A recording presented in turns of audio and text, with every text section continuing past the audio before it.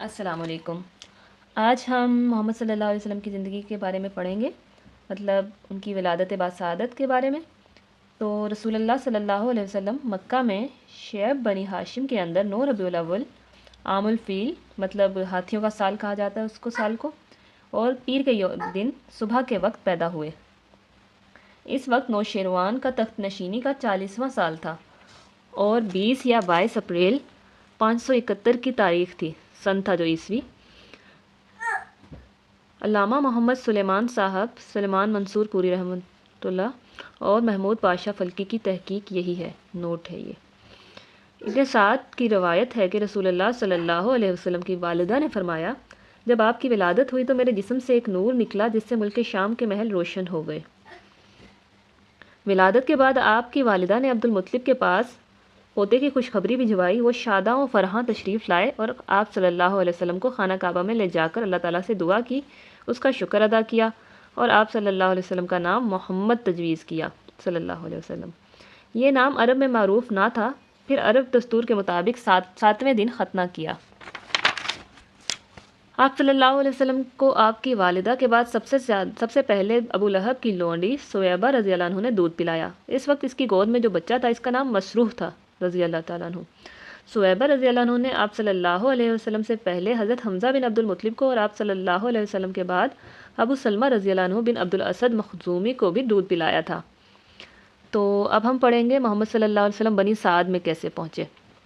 عرب کے شہری باشندوں کا دستور تھا کہ وہ اپنے بچوں کو شہری امراض سے دور رکھنے کے لیے دودھ پلانے والی بدوی عورتوں کے حوالے کر دیا کرتے تھے تاکہ ان کے جسم طاقتور، اعصاب مضبوط ہوں اور اپنے گہوارہ ہی سے خالص اور ٹھوس عربی سیکھ لیں۔ یعنی بچپن سے ہی ان کی عربی بہت اچھی کرنے کے لیے یہ دستور تھا عرب میں۔ اور نبی صلی اللہ علیہ وسلم کو حضرت حلیمہ رضی اللہ تعالیٰ عنہ کے حوالے کیا۔ یہ قبیلہ بنی سعد بن بکر کی ایک خاتون تھی۔ ان کے شوہر کا نام حارث بن عبد العزیٰ اور کنیت ابو کبشہ تھی، اور وہ بھی قبیلہ بنی سعد سے تعلق رکھتے تھے۔ اچھا، اب رضاعت کے دوران حضرت حلیمہ رضی اللہ عنہ کے بیان ہی سنتے ہیں کہ کیا ہوا تھا، کس طرح سے۔ تو حضرت ابن اسحاق کہتے ہیں کہ حضرت حلیمہ رضی اللہ عنہ بیان کیا کرتی تھی کہ وہ اپنے شوہر کے ساتھ اپنا ایک چھوٹا سا دودھ پیتا بچہ لے کر بنی سعد کی کچھ عورتوں کے قافلے میں اپنے شہر سے باہر دودھ پینے والے بچوں کی تلاش میں نکلیں۔ یہ قحط سالی کے دن تھے اور قحط نے کچھ بھی باقی نہ چھوڑا تھا۔ میں اپنی ایک سفید گدھی پر سوار تھی اور ہمارے پاس ایک اونٹنی بھی تھی، لیکن بخدا اس سے ایک قطرہ دودھ نہ نکلتا تھا۔ ادھر بھوک سے بچہ اس قدر بلکتا تھا کہ ہم رات بھر سو نہیں سکتے تھے۔ نہ میرے سینے میں بچے کے لیے دودھ تھا، نہ اونٹنی اس کی خوراک دے سکتی تھی۔ بس ہم بارش اور خوشحالی کی آس لگائے بیٹھے تھے۔ میں اپنی گدھی پر سوار ہو کر چلی تو وہ کمزوری اور دبلے پن کے سبب اتنی سست رفتار نکلی کہ پورا قافلہ تنگ آ گیا۔ خیر، ہم کسی نہ کسی طرح دودھ پینے والے بچوں کی تلاش میں مکہ پہنچ گئے۔ پھر ہم میں سے کوئی عورت ایسی نہ تھی جس پر رسول اللہ صلی اللہ علیہ وسلم کو پیش نہ کیا گیا ہو، لیکن جب بھی کسی سے بتایا جاتا کہ آپ صلی اللہ علیہ وسلم یتیم ہیں تو وہ آپ صلی اللہ علیہ وسلم کو لینے سے انکار کر دیتی، کیونکہ ہم بچے کے والد سے داد و دہش کی امید رکھتے تھے۔ ہم کہتے یہ تو یتیم ہے، بھلا اس کی بیوہ ماں اور اس کے دادا کیا دے سکتے ہیں۔ بس یہی وجہ تھی کہ ہم آپ صلی اللہ علیہ وسلم کو لینا نہیں چاہتے تھے۔ ادھر جتنی عورتیں میرے ساتھ آئی تھی سب کو کوئی نہ کوئی بچہ مل گیا، صرف مجھ ہی کو نہ مل سکا۔ جب واپسی کی باری آئی تو میں نے اپنے شوہر سے کہا، خدا کی قسم مجھے اچھا نہیں لگتا کہ میری ساری سہیلیاں تو بچے لے کر جائیں اور تنہا میں کوئی بچہ لیے بغیر واپس جاؤں۔ میں جا کر اسی یتیم بچے کو لے لیتی ہوں۔ شوہر نے کہا، کوئی حرج نہیں، ممکن ہے اللہ اسی میں ہمارے لیے برکت دے۔ اس کے بعد میں نے جا کر بچہ لے لیا اور محض اس بنا پر لیا کہ کوئی اور بچہ نہ مل سکا تھا۔ حضرت حلیمہ رضی اللہ تعالیٰ عنہا کہتی ہیں کہ جب میں بچے کو لے کر اپنے ڈیرے پر واپس آئی اور اسے اپنی آغوش میں رکھا تو اس نے جس قدر چاہا دونوں سینے دودھ کے ساتھ اس پر امٹ پڑے اور اس نے پیٹ بھر کر پیا۔ اس کے ساتھ اس کے بھائی نے بھی پیٹ بھر کر پیا، پھر دونوں سو گئے، حالانکہ اس سے پہلے ہم اپنے بچے کے ساتھ سو نہیں سکتے تھے۔ ادھر میرے شوہر اونٹنی دوہنے گئے تو کیا دیکھا کہ اس کے تھن دودھ سے بھرے ہوئے ہیں۔ انہوں نے اتنا دودھ دوہا کہ ہم دونوں نے نہایت آسودہ ہو کر پیا اور بڑے آرام سے رات گزاری۔ ان کا بیان ہے کہ صبح ہوئی تو میرے شوہر نے کہا، حلیمہ خدا کی قسم تم نے ایک بابرکت روح حاصل کی ہے۔ میں نے کہا، مجھے بھی یہی توقع ہے۔ حلیمہ کہتی ہیں کہ اس کے بعد ہمارا قافلہ روانہ ہوا۔ میں اپنی اسی خستہ حال گدھی پر سوار ہو گئی اور اس بچے کو بھی اپنے ساتھ لیا، لیکن اب وہی گدھی خدا کی قسم پورے قافلے کو کاٹ کر اس طرح آگے بڑھی کہ اس طرح آگے نکل گئی کہ کوئی گدھا اس کا ساتھ نہ پکڑ سکا، یہاں تک کہ میری سہیلیاں مجھ سے کہنے لگی، او ابو زویب کی بیٹی، ارے یہ کیا، ذرا ہم پر مہربانی کر، آخر یہ تیری وہی گدھی تو ہے جس پر تو سوار ہو کر آئی تھی؟ میں کہتی، ہاں ہاں باخدا یہ وہی ہے۔ وہ کہتی، یقیناً اس کا کوئی خاص معاملہ ہے۔ پھر ہم بنو سعد میں اپنے گھروں کو آ گئے۔ مجھے معلوم نہیں کہ اللہ کی روئے زمین کا کوئی خطہ ہمارے علاقے سے زیادہ قحط زدہ تھا، لیکن ہماری واپسی کے بعد میری بکریاں چرنے جاتی تو آسودہ حال اور دودھ سے بھرپور واپس آتی۔ ہم دودھ دھوتے اور پیتے، جبکہ کسی اور انسان کو دودھ کا ایک قطرہ بھی نصیب نہ ہوتا۔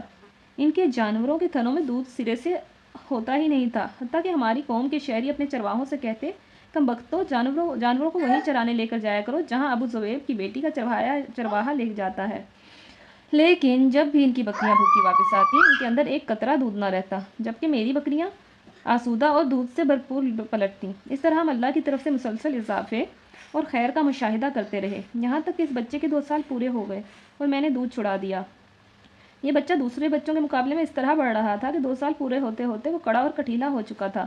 اس کے بعد ہم اس بچے کو اس کی والدہ کے پاس لے گئے، لیکن ہم اس کی جو برکت دیکھتے آئے تھے، اس کی وجہ سے ہماری یہ خواہش تھی کہ ہم یہ بچہ واپس نہ کریں، تو ہم نے ان کی ماں سے اجازت لی، کہا کہ کیوں نہ آپ اپنے بچے کو ہمارے پاس ہی رہنے دیں، ذرا اور مضبوط ہو جائے، کیونکہ مجھے اس کے متعلق مکہ کی وبا کا خطرہ ہے، مطلب بیماریوں کا۔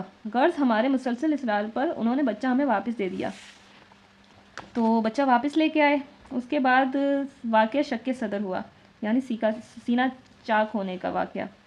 اسی طرح رسول اللہ صلی اللہ علیہ وسلم مدت رضاعت ختم ہونے کے بعد بنو سعد ہی میں رہتے تھے، یہاں تک کہ ولادت کے 4 یا 5ویں سال سینہ مبارک چاک کیے جانے کا واقعہ پیش آیا۔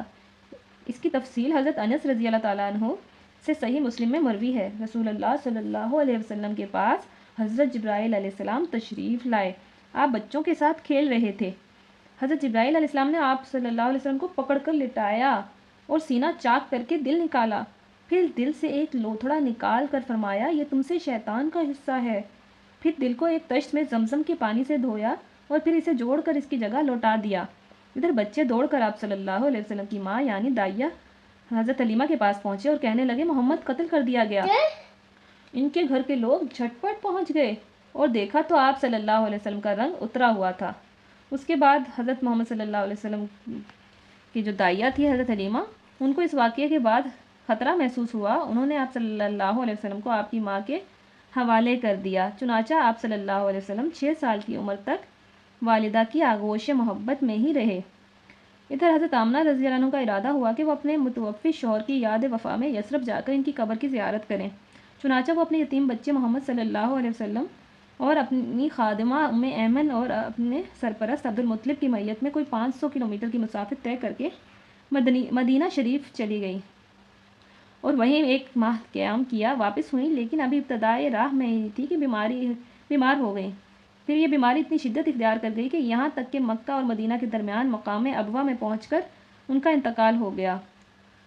انا للہ و انا الیہ راجعون۔ پھر محمد صلی اللہ علیہ وسلم بوڑھے اپنے دادا عبد المطلب کے آغوش میں آ گئے، مطلب وہ ان کے کفیل ہو گئے۔ حضرت عبد المطلب اپنے پوتے کو لے کر مکہ پہنچے، ان کا دل اس یتیم پوتے کی محبت و شفقت سے بھرا ہوا تھا، کیونکہ اسے اب ایک نیا چرکا لگا تھا جس نے پرانے زخم کو ریت دیے تھے۔ عبد المطلب کے جذبات میں پوتے کے لیے ایسی رقت تھی کہ ان کی اپنی صلبی اولاد میں سے بھی کسی کے لیے ایسی رقت نہ تھی، چنانچہ قسمت نے آپ کو تنہائی کے جس صحرا میں لا کھڑا کیا تھا، عبد المطلب اس میں آپ کو تنہا چھوڑنے کے لیے تیار نہ تھے، بلکہ آپ کو اپنی اولاد سے بھی بڑھ کر چاہتے تھے اور بڑوں کی طرح ان کا احترام کرتے تھے۔ ابن حشام کا بیان ہے کہ عبد المطلب کے لیے خانہ کعبہ کے سائے میں فرش بچھایا جاتا، ان کے سارے لڑکے فرش کے ارد گرد بیٹھ جاتے، عبد المطلب تشریف لاتے تو فرش پر بیٹھتے، ان کی عظمت کے پیش نظر ان کا کوئی لڑکا فرش پر نہ بیٹھتا، لیکن رسول اللہ صلی اللہ علیہ وسلم تشریف لاتے تو فرش ہی پر بیٹھ جاتے۔ ابھی آپ کم عمر بچے تھے، آپ صلی اللہ علیہ وسلم کے چچا حضرات آپ صلی اللہ علیہ وسلم کو پکڑ کر اتار دیتے، لیکن جب عبد المطلب انہیں ایسا کرتے دیکھتے تو فرماتے، میرے اس بیٹے کو چھوڑ دو، بخدا اس کی شان نرالی ہے، پھر انہیں اپنے ساتھ اپنے فرش پر بٹھا لیتے، اپنے ہاتھ سے پیٹھ سہلاتے اور ان کی نقل و حرکت دیکھ کر خوش ہوتے۔ ابھی آپ صلی اللہ علیہ وسلم کی عمر 8 سال 2 مہینے 10 دن کی ہوئی تھی کہ دادا عبد المطلب کا سایہ شفقت بھی اٹھ گیا۔ ان کا انتقال مکہ میں ہوا اور وہ وفات سے پہلے آپ صلی اللہ علیہ وسلم کے چچا ابو طالب کو آپ صلی اللہ علیہ وسلم کے والد عبداللہ کے سگے بھائی تھے، آپ کی کفالت کی وصیت کر گئے۔ اب محمد صلی اللہ علیہ وسلم ابو طالب کی کفالت میں آ چکے تھے۔ ابو طالب نے اپنے بھتیجے کا حق کی کفالت بڑی خوبی سے ادا کیا، آپ صلی اللہ علیہ وسلم کو اپنی اولاد میں شامل کیا، بلکہ ان سے بھی بڑھ کر مانا، مزید اعزاز و احترام سے نوازا، 40 سال سے زیادہ عرصے تک قوت پہنچائی، اپنی حمایت کا سایہ دراز رکھا، اور آپ صلی اللہ علیہ وسلم کی بنیاد پرستی اور دشمنی کی مزید وضاحت اپنی جگہ آ رہی ہے۔ روئے مبارک سے فیضان باراں کی طلب۔ ابن عساکر نے جلحمہ بن عرفہ سے روایت کی ہے کہ میں مکہ میں آیا، لوگ قحط سے دو چار تھے۔ قریش نے کہا ابو طالب وادی قحط کا شکار ہے، بال بچے کال کی زد میں ہیں، چلیے بارش کی دعا کیجیے۔ ابو طالب ایک بچہ ساتھ لیے برآمد ہوئے۔ بچہ ابر آلود سورج معلوم ہوتا تھا جس سے گھنا بادل ابھی ابھی چھٹا ہو۔ اس کے ارد گرد اور بھی بچے تھے۔ ابو طالب نے اس بچے کا ہاتھ پکڑ کر اس کی پیٹھ کعبے کی دیوار سے ٹیک دی۔